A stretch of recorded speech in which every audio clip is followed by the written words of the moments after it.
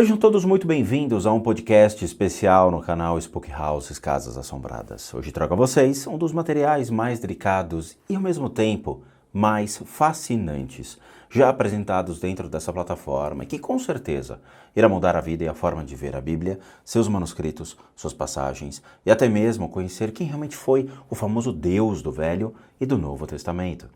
Tenho certeza que, da mesma maneira que me encantei por todo esse material, vocês irão se encantar. E como eu sempre digo, bons estudos a todos nós.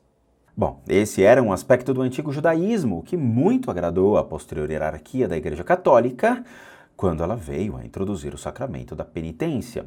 Nesse sacramento, comumente conhecido como a confissão, o perdão dos pecados cometidos após o batismo é garantido pela absolvição dos padres aos que Apesar do grande número de citações, e Deus disse, no Antigo Testamento, apenas duas no Novo Testamento. Uma delas ocorre em uma parábola, não como uma declaração direta, e outra narra o que Deus dissera ao rei Davi. Deus, na realidade, não tem participação no Novo Testamento, exceto por meio dos ensinamentos de Jesus, que se refere a ele como um pai, usando os termos de teu pai, vosso pai, nosso pai, meu pai. Todos esses ensinamentos, no entanto, abarcam o ideal do perdão, chegando ao âmbito do conhecido Pai Nosso. Perdoai nossas ofensas, assim como nós perdoamos aqueles que nos ofenderam.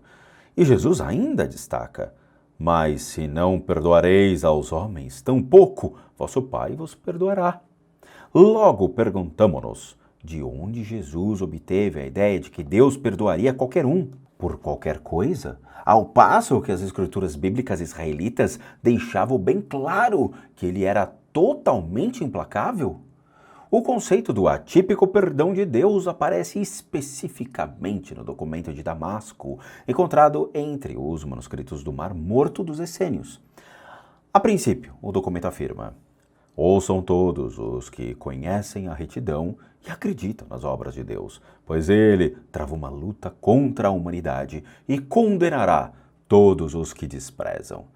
Ouçam, irmãos, e eu abrirei seus olhos de forma que compreendam a obra de Deus, a fim que escolham aquilo que é apraz e rejeitem aquilo que ele abomina. O texto em seguida narra vários incidentes conhecidos nos quais Deus puniu e perseguiu o próprio povo que criou. Histórias bíblicas desde o grande dilúvio até o cativeiro babilônico. Mas em contraste com as escrituras hebraicas, o texto declara por fim: todavia eles chafurdaram no pecado e na impureza e disseram, este é nosso caminho. Mas Deus, em seu insondável mistério, perdoou-lhes os pecados e desculpou-lhes as fraquezas. Ao referir-se aos sacerdotes levitas e saducitas, o documento de Damasco afirma que eles foram os primeiros homens santos que Deus perdoou. Então cita que todos os homens retos que vieram depois deles e, de acordo com a aliança que Deus fizera com seus antepassados, seus pecados deveriam também ser perdoados. O que deduzimos é que, enquanto a sociedade israelita tradicional criou uma religião baseada no temor e na ira do Senhor, após o cativeiro babilônico, os essênios desenvolveram um ideal bem diferente.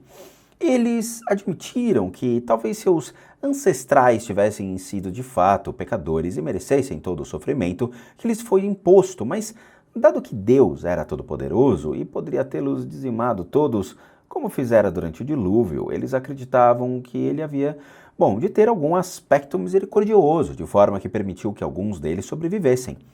O texto sustenta que aqueles que ele considerava retos ou de alguma forma merecedores. Deus construirá uma casa segura em Israel, como nunca dantes existira. Aqueles que se apegarem a ela são destinados a viver para sempre, e toda a glória de Adão lhes pertencerá. Bom, além dos escribas desse documento terem determinado a natureza do suposto perdão de Deus e o caminho para alcançá-lo, também introduziram o conceito da vida eterna para aqueles que seguissem a lei essênia do caminho. Escritos como esses devem ter sido bem conhecidos por Jesus em sua fraternidade, que cresceram em um ambiente nazareno, a parte da rígida estrutura dos sacerdotes de Jerusalém. Apesar de não estarem em consonância com os ensinamentos rabínicos convencionais, tais ideias tornaram-se a linha mestra da missão de Jesus, a qual também incorporou os métodos não ortodoxos de cura dos terapeutas essênios. De acordo com os evangelhos, Jesus promoveu o preceito em oposição aos sacerdotes do templo da universalidade de Deus. De acordo com aqueles que criaram as leis hebraicas, os judeus eram um povo escolhido e seu Deus pessoal não estava disponível às outras raças. Naquela época, entretanto, a Judéia estava sob ocupação romana e parece que Jesus reconheceu que Roma nunca seria derrotada enquanto doutrinas opostas existissem dentro da própria comunidade judaica. Seu ponto de vista era simples e baseava-se na lógica de que uma nação judaica dividida nunca conseguiria livrar-se de seu jugo enquanto mantivesse uma atitude de separação entre eles e os não-judeus, chamados gentios no Novo Testamento.